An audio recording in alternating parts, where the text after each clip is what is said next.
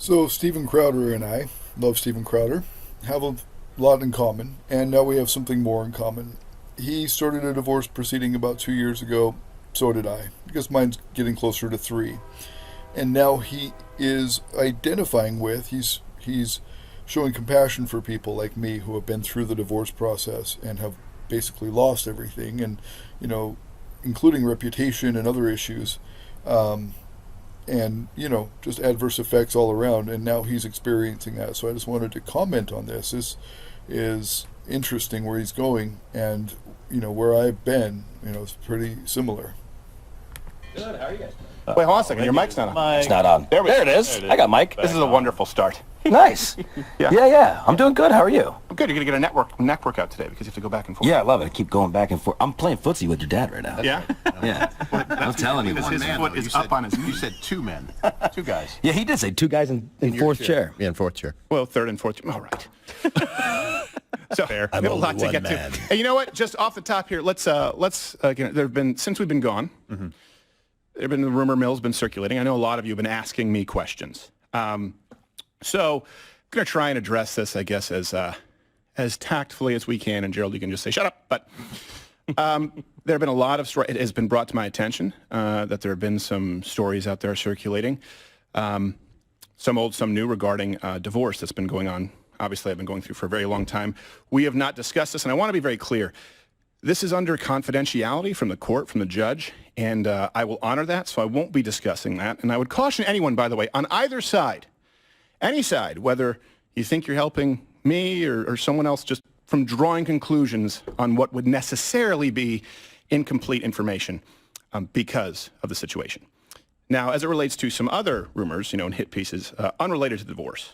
So, like a recent hit piece, this is something that, I need to address, that I have ever committed adultery. And I say unrelated to the divorce because the media smear campaign is of an accusation that has never even been alleged, to be clear, in any divorce proceedings, nor allegations of any kind of physical abuse ever. All right? This is a complete falsehood out there in the media from people who are looking to do reputational damage, and we know who's behind it. You look so young there. I know. Well, look, I have to put my best foot forward. Yeah. And I will say this, though, and there have been other hit pieces and smear campaigns. And the only reason I have to address it is because, again, you hate seeing people drawn into something who have done nothing wrong. Yeah. I have been humbled, and I do have a lot to apologize for. Look, let me be really clear here. I was wrong about a lot to men out there who have been going through divorces, and we've had these questions come in at Life Advice. I understand. Look, I hear you now. There's not just a problem of pervasive feminism, to be clear, but the failure of the church. We were talking with a pastor recently who was on the show who had an assistant pastor who at this church was forced to step down because someone left him while they were cheating on him because he was ashamed of being a man who had been divorced. And I was made very aware of the fact that, look, there are a lot of women out there, and I hear you, I see you, who also aren't on board with this. It's not just a woman-hating club where a lot of people are tarred and feathered, the men's rights people out there, the advocates when they're talking about custody laws. I understand where they're coming from. I understand where you're coming from. I see you. And if you expect me to change my tune on marriage, right, this is something that, speaking to marriage in general, I want to be really clear. This has been unbelievably painful. And again, there's just necessarily incomplete information out there. As it relates to marriage, I get that there are some people out there who become bitter, who become anti-marriage, and I see that in the men's rights groups out there. Let me be really clear about something. My opinions haven't changed. I believe that a child needs a mother and a father in their house, ideally to raise them. That's incredibly important. I believe that marriage is the bedrock of society. It's the foundation of American society. Before state governance, before federal governance, you need self-governance, and that comes with a strong nuclear family. I still believe that, and I believe that we need to fight to preserve that in this country. Now, with all that being said, I may never get married again. What do you do with people like me?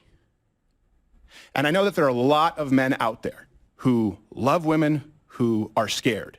And I am so genuinely so sorry if I was ever dismissive. I hear you. I was wrong. Comment below what experiences that you have been through, because you'll probably find other people. You are not alone. And you have someone who will be an advocate as it relates to strengthening families going forward in this country, specifically as it relates to laws and people who have had to go through this system for years. You do not need to be, we often say, hey, you shouldn't be shamed publicly. You should not be shamed because something didn't work out in a choice that wasn't yours. So I apologize, really do. And if we ever get another question on life advice from a young man who is successful, who saved up some money and wants to try his hand at love, but he's concerned about being fleeced, you're never going to hear me be dismissive or spout talking points that I think are culturally sort of ingrained in the church that aren't necessarily biblical. So apologies. As to some other rumors that have been circulating, again, it's been one hit piece after. So I'm going to have to absolutely agree with Steven Crowder on that one. And I, have been dismissive in the past before I was divorced about, people's struggle with women. But, it took me about 10 years into my marriage to start seeing it. So for 8 years of my marriage, I was very keenly aware of the, relationship, the dynamic between men and women in the Western world.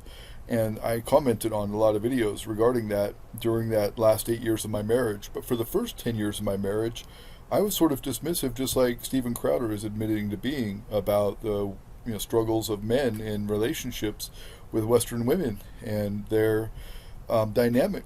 And, I was, in a lot of ways unsympathetic. My parents went through a lot of shit.